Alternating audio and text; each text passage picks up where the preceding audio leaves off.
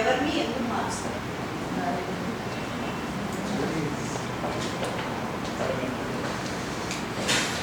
నేను ఎవరినైనా మార్చదలుచుకుంటే మొదట వారిచే మార్చబడతానండి. ఎవరైనా మార్చుదామని వెళ్ళినా కూడా ఎవరికి వారి వాదం చెప్తారు, వారు తగిన అభిప్రాయం చెప్తారు. నాకు తెలిసి ప్రతి జీవితానికి ఎవరి జీవితానికి వాడే నాయకుడు, కథానాయకుడు, వారి చరిత్రే ఒక చరిత్ర.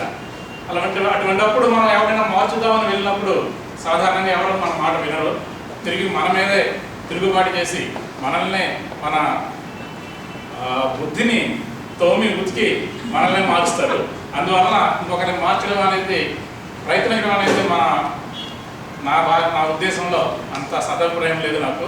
ముందుగా మనం మారినప్పుడు మన కుటుంబ సభ్యులు మారుతారు. కుటుంబ సభ్యులు మారినప్పుడు మన గ్రామం, మన జిల్లా, మన రాష్ట్రం, మన దేశం, మన సమాజం, ఈ ప్రపంచం మొత్తం మారుతుంది. కాబట్టి మార్పు అనేది మొదట మనలో జరగాలి. కాబట్టి ఈ క్షణం నుంచి, ఇప్పటి నుంచి నేను నాలో మార్పు కోసం ప్రయత్నిస్తాను. అంటే ఒక 20 సంవత్సరాల నుంచి ప్రయత్నిస్తూనే ఉన్నాను.